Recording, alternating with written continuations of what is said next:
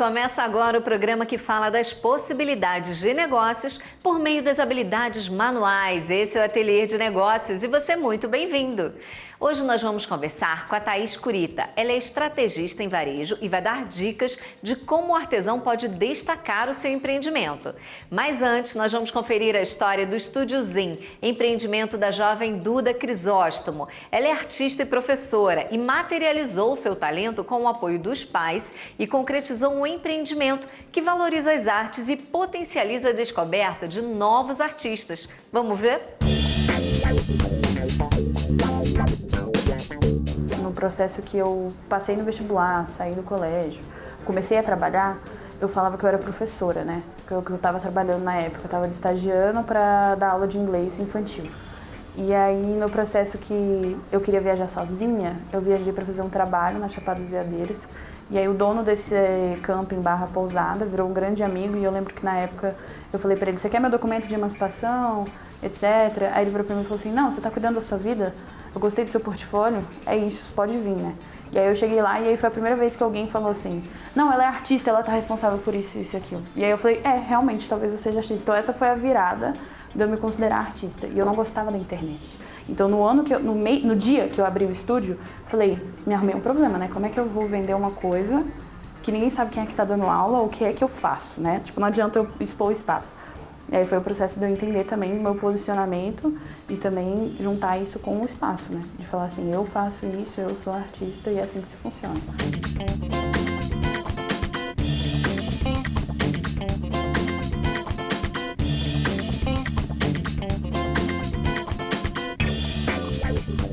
Meu nome é Duda Crisóstomo, eu abri um estúdiozinho Espaço Criativo quando eu estava com 16 anos, isso faz 2 anos e meio. Ele veio com a intenção de ser meu ateliê privado e em menos de 3 meses acabou virando um espaço compartilhado, onde a gente começou a dar aula de artes. E aí hoje transformou num espaço maior, onde tem loja, a parte de tatuagem, galeria, exposição. Então eu trabalho dentro da gestão, a parte dando aula e a parte executando a tatuagem e os shows também.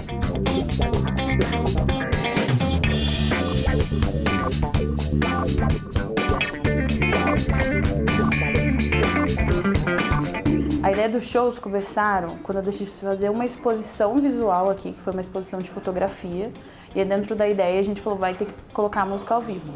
Eu nunca tinha feito, então foi meio desafiador porque eu estava sozinha na época, então eu selecionei alguns amigos que têm bandas e aí acabou que eu gostei da execução da produção cultural, de colocar gente no palco, de organizar evento, de receber pessoas na casa. Então assim começou o projeto dos eventos que a gente começou a produzir. Então, por exemplo, agora a gente vai fazer dia 10 de dezembro, a gente tem o Panelinha da Arte, 3ª edição, onde a gente reúne, além da música ao vivo, que vai numa média de 8 a 12 bandas, que é o dia inteiro, um festivalzinho que a gente faz aqui na frente da quadra, vai junto com pintura ao vivo, exposição, oficina, comida e tatuagem, tudo ao vivo ao mesmo tempo. Então a gente faz uma mistureba de vertentes da arte, que vira Panelinha da Arte, 3ª edição. Hoje eu tenho mais de um nome, né? Existem 3 nomes. Tem o Estúdiozinho, o Balaiozinho, que é a feira e a loja, e tem o Buraco Tatu, que é a parte de tatuagem. O Estúdiozinho, que é de onde veio toda a criação, as ideias e o núcleo artístico, ele veio porque aqui a primeira loja era depósito dos meus pais, de revista. E aí eu comentei com meu pai, eu falei, pai, eu acho que eu quero abrir uma coisa meio tipo, como se fosse um estúdiozinho, tava com a mania de falar as coisas no diminutivo. E aí ficou. Ele falou, meu filho, então vamos pensar sobre dar um jeito de você começar a trabalhar fora de casa, né? Sem ser nas escolas ou em casa. E aí a gente transformou o depósito em ateliê. Então foi assim, ficou estúdiozinho por causa disso. Eu comecei, de fato, com 16, que foi o processo de emancipar, tirar a CNPJ, sentar, refletir sobre. Na época eu já estava trabalhando, guardando dinheiro para fazer essa outra parte financeira e investimento. Só que eu acredito que a maior dificuldade foi o questionamento, com certeza. O questionamento de, você é capaz de fazer isso, você é muito nova, e eu claramente com a cara de muito nova, fazendo um trabalho que de fato não é esperado, digamos assim. Tem 2 anos e meio que estamos aí, tá funcionando, então acho que a constante necessidade de se provar é a maior dificuldade. Mas aí também acredito que você abre espaço para pessoas da mesma idade ou até mais velhas. Então hoje a minha equipe ela tem a galera é 2 anos mais velha que eu para cima. Então ao mesmo tempo que você abre espaço para pessoas mais jovens viver nesse núcleo, tem as vantagens e desvantagens, mas com certeza a parte mais difícil é o questionamento, de se você é capaz ou não. Eu fico no estúdio de manhã até depois das 10 da noite. Eu tô sempre por aqui, 2 dias na semana eu tô no colégio pela manhã e volto para cá. Então a minha rotina ela fica entre estar aqui e às vezes viajar para pegar, fazer fotografia, pintar em outros lugares, fazer mural, procurar a galera pro grafite de cá em Brasília. Então depende do que está acontecendo, mas em média uma vez no mês eu saio e durante a semana inteira eu estou aqui. E no final de semana a gente tem oficina, evento, então quer me encontrar, vocês estão sempre aqui, de manhã até tardão. Então as primeiras pessoas que entraram aqui, que estão aqui até hoje, foi por indicação. Convidei o Bruninho, que é tatuador, chegou aí com o portfólio, o caderno dele, e eu achei que não ia colar de primeira, virei pra ele e falei, então, se você quiser, se traz pra mim, eu adorei o portfólio, etc. Não, eu já tô dentro. E aí começou assim a brincadeira, aí depois veio hoje quem é a gerente, que é a Elisa, então ela veio também por indicação, mas a gente tem uma equipe hoje de 8 tatuadores residentes, né, que são da casa, e mais 3 que são guests, que é como se fossem convidados especiais, mensais. A gente trabalha com uma cartela grande entre entretenimento, né, e educacional. Então a gente tem a Galeria Viva, que seria a parte da tatuagem, né, que aí a gente tem todos os artistas que além de tatuadores são grafiteiros também, são ilustradores, então a gente faz esses trabalhos paralelos junto com a tatuagem. A gente faz a parte do entretenimento trazendo artistas de Brasília para fazer show ao vivo, exposição aqui dentro, visual, e além das aulas, é claro, que a gente trabalha com workshop, curso e oficina de final de semana. Então são todas as médias, além da gente vender também algumas artes aqui. Que bacana, hein? A Duda está escrevendo a sua própria história, seja com a sua arte, seja fazendo a diferença como empreendedora. Vamos conversar agora com a Thaís. Seja muito bem-vinda, Thaís, ao Ateliê de Negócios. Obrigada, obrigada. Thaís, essa jovem empreendedora, ela está acertando na hora de fazer negócio? Olha, eu tô impressionada com a história dela, e eu ia falar assim, nossa, que graça, e aí eu falei, puxa, que graça não é a palavra, porque graça, que é uma das dificuldades que ela falou, né, de ter que se provar, ela já não é mais uma graça, ela é uma mulher incrível. Quando ela começou a falar da estrutura dos tatuadores, que ela tem gerente, eu falei, caramba, ela montou uma estrutura de empresa, né, só que tem esse lado do artista, né? Eu costumo brincar que artista não sabe fazer gestão. Nem sei se é o caso dela, tô falando assim de uma maneira muito genérica, né? Mas eu acho que conforme ela vai crescendo, ela vai sentir a necessidade de algumas ferramentas aí para cada vez melhorar mais, para cada vez profissionalizar um pouquinho mais o negócio dela, né? É verdade. E Thaís, qual é ou quais são as principais dificuldades que o artesão ele enfrenta quando ele decide empreender? São muitas, né? Eu diria que a principal, são muitas, mas a principal acho que é a falta de informação.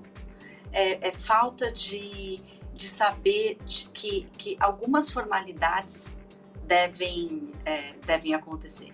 Eu tenho que me informar, eventualmente eu tenho que contratar um contador para me ajudar, né? Então, às vezes falta esse tipo de informação mesmo, para que ele consiga se transformar num artista profissional, digamos assim. Eu acho que o pior é a falta de informação.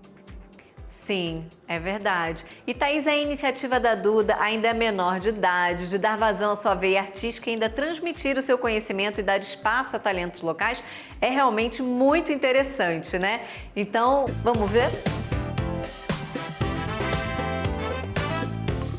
Eu escolho os temas dependendo da situação atual, do que está acontecendo no geral, internacional, nacional. Isso para os cursos e para as aulas, né? Além de escutar também o que o aluno busca ou a família busca se for turma infantil. Já na tatuagem a gente é 100% dentro daquilo que o cliente vem buscando. Às vezes uma mensagem que ele gostaria de expor numa arte no corpo ou até mesmo alguma cobertura ou um ressignificado, né, no corpo.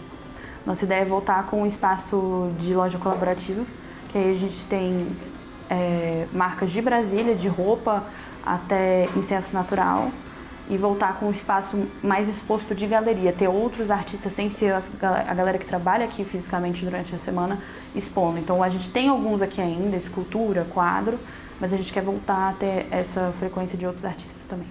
A parte dos stories, né, no Instagram, por exemplo, ele é mais orgânico, de acordo com o que eu acho que deve ser comunicado, fazer alguma comunicação ali direta em vídeo, mas a parte da tatuagem ela é bem estruturada, porque como somos muitos, né, a gente tem que pensar um por um, e aí eu tenho uma pessoa que me ajuda, que é minha gerente, minha amiga pessoal, Elisa, que organiza pra mim, tipo assim, o que vai sair, quando vai sair, o que vai ser falado, e aí fica na mão dela essa missão.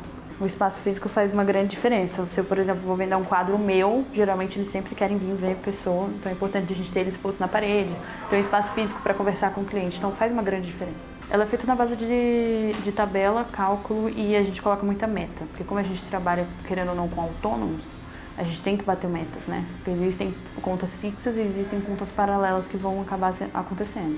Porque, né, artistas, a gente vai ter uma ideia, vamos pintar o teto de tal cor, vamos fazer um mural a mais, vamos fazer isso, a gente tem que ter uma conta extra de capital aí.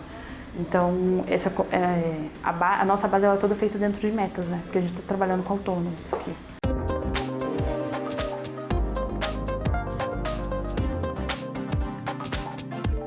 Eu trabalho para colégios também, então a minha média fixa ela fica mais externa do que aqui.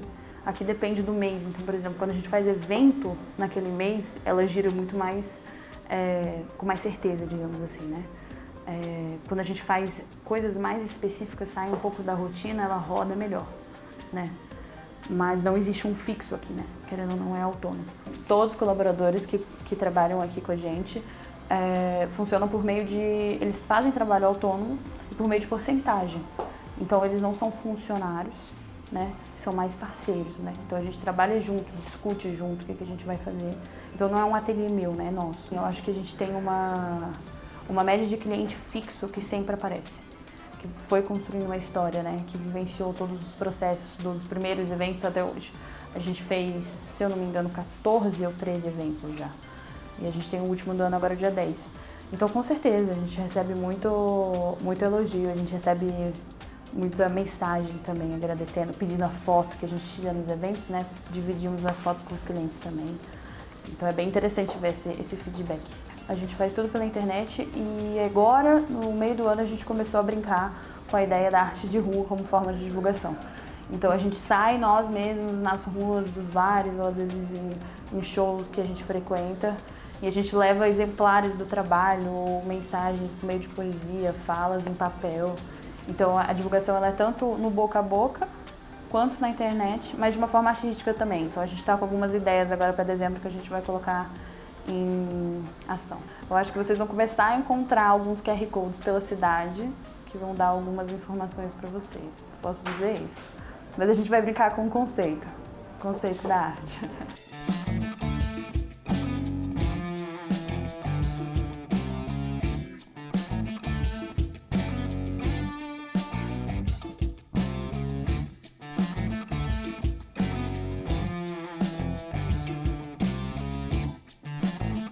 História muito interessante essa da Estúdiozinho, né? Mas agora a gente vai para um rápido intervalo e no retorno nós vamos voltar a conversar com a Thaís Curita. Ela é estrategista em varejo. Não saia daí, eu já volto.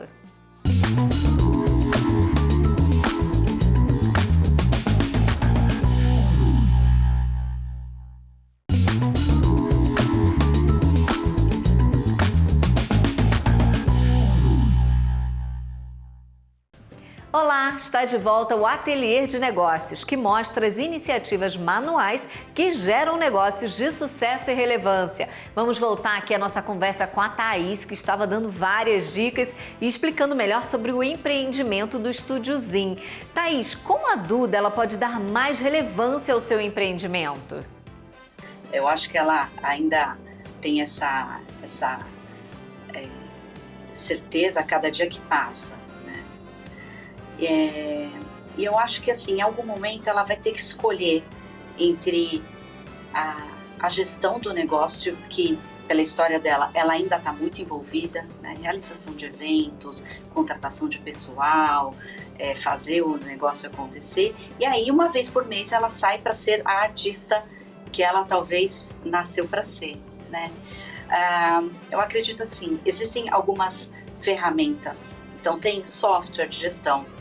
Eu acho que se ela não usa, é uma coisa muito bacana de se ter. Existem softwares de mercado que ela pode contratar, que não são caros. Podem ter até, e eu desconheço, tá? Mas os softwares, eles são adaptados para diversos tipos de segmento. Alimentação, sapato, serviços. Então, ela pode encontrar um que sirva muito bem para ela, automatizando algumas partes do dia a dia dela.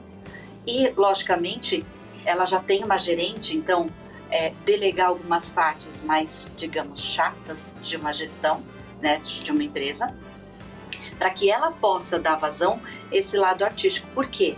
Porque empreender não pode ser castrante para quem é artista. Sim, ideia boa essa que você deu dos aplicativos. E empreendedores, eles sempre buscam levar ali seu produto ou serviço para o máximo de clientes possíveis, né? Que estratégia ou tática é certeira para que o negócio avance no mercado? Bom, ela tem uma vantagem e uma desvantagem. Ela é muito jovem, o que é incrível. Ela ter chegado onde ela chegou, começou com 16, agora está com 18 e pouquinho, né? Ao mesmo tempo que é um desafio para ela, a questão da idade, é também uma porta aberta, porque os jovens agora, eles têm um celular na mão, né? Tudo acontece no celular, tudo acontece nas redes sociais. Então, assim, me parece que é uma estratégia muito óbvia para o tipo de negócio dela. Ela lança a mão de redes sociais, mas de uma maneira muito organizada, né? Hoje existem profissionais que fazem desde o layout de um Instagram até as postagens, como abordar, que horas fazer a postagem. Então, tem toda uma estratégia por trás que eu acho que ela não pode se dar ao luxo de não estar.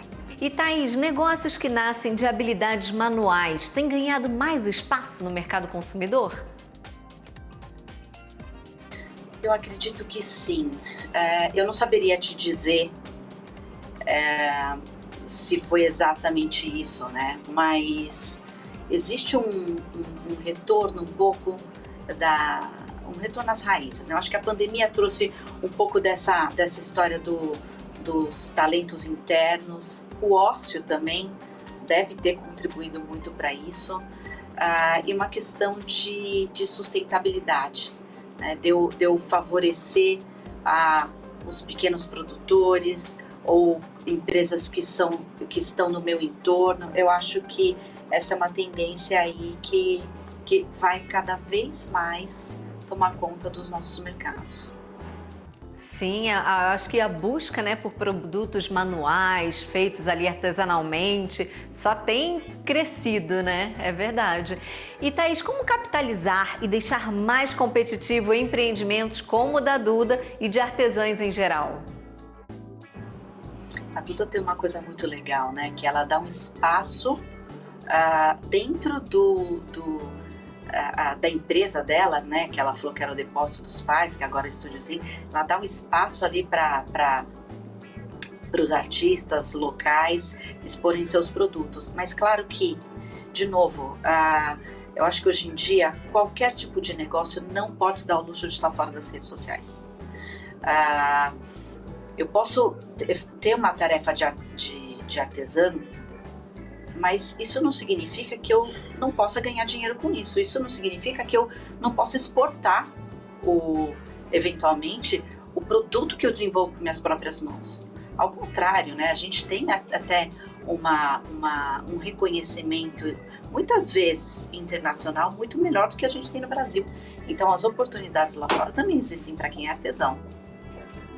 Thaís, e qual a sua dica para aquele artesão que ainda não é empreendedor, mas quer empreender, quer colocar e mostrar para o mundo os seus produtos? Qual a dica que você dá? Olha, normalmente eles já vão fazendo algumas coisas por conta própria, né? Eles já vão abrir sua página nas redes sociais, eles vão a colocar os produtos no marketplace ou abrir um site ainda que amador. E aí ele vai começar a receber as demandas, né, os pedidos, encomendas e tal. E aí ele vai vendendo, vai seguindo a vida. Em algum momento, isso pode ganhar relevância e alguém fala assim, escuta, você manda nota fiscal? Aí ele vai falar, puxa, eu não tenho empresa. Aí ele começa a pedir nota fiscal emprestada para um amigo e tal. E aí que ele está entendendo que ele está se profissionalizando, ele tem que se formalizar para fazer frente a essa demanda que está chegando para ele. Então, normalmente acontece assim, é difícil um artesão começar já com a empresa montada e oferecer seus produtos. Normalmente o que acontece é que ele ainda está sem grana, então ele vai vendendo, aí ele faz um dinheiro, repõe material, vai crescendo, ele fala, puxa, agora eu acho que eu consigo pagar um contador, enfim, ou vou me informar, talvez eu abra uma MEI, né? A MEI é um tipo de empresa que hoje a gente abre pela internet. E assim, hoje não dá para falar que não sabe de alguma coisa, porque você não sabe, você vai no Google, o Google vai te ensinar como que monta uma MEI, que é a microempresa individual, é o microempresário individual. Sim, exatamente. Boa dica essa, hein, Thaís? Mas pela ordem de prioridade. Primeiro, é mais importante formalizar o negócio ou planejar esse negócio? Qual que você acha ali, colocando na balança, que deve vir primeiro nesse caso? Como estrategista, assim, planejar, ele antecipa muita coisa. Mas não é um planejamento de sentar, só colocar no papel e colocar passo 1, passo 2, passo 3. Não é isso, tá? Isso seria importante, ninguém faz, já seria importante. Mas o planejamento é importante para você discutir com pessoas que talvez saibam mais de outras áreas do que você. Então conversar com um amigo que é contador ou conversar com um amigo que é advogado e fazer efetivamente um plano de negócios. É que o artista, ele normalmente, ele já vai fazendo. Então, eu não quero dar a impressão de que não dá para fazer sem planejar, não é isso. É lógico que, na sua pergunta, o que eu acho mais importante? Eu acho que a gente tem sucesso quando a gente planeja, isso antecipa alguns passos, né? O sucesso, ele vem com mais facilidade. Quando a gente não planeja, acaba tendo tropeções, aí tem que levantar, aí tropeça, levanta. Então, é isso. Se a gente puder escolher um mundo perfeito, planejar é sempre mais importante. Maravilha! E quais são os próximos passos aí após o planejamento e a formalização da empresa? Quais seriam os próximos passos para se alcançar o sucesso? Bom, informação sempre, se aperfeiçoar sempre.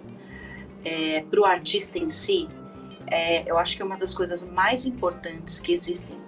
E eu não estou falando do empreendedor comum, tá? Estou sendo muito específica. É o empreendedor que tem esse lado artístico. Quanto antes ele reconhecer que talvez ele não tenha a capacidade que a Duda está demonstrando ter, né? Eu sou artista e eu não sei cuidar de gestão de empresa. Antes ele reconhecer isso e delegar essa tarefa para um profissional, mais fácil ele vai atingir o nível profissional que ele deseja. Se não é esse o anseio do artista, se ele quer realmente somente expor, talvez em galerias, ou ter assim um comércio muito pequenininho, muito individual, aí é relacionamento. É ele fazendo relacionamento aonde interessa, com quem interessa.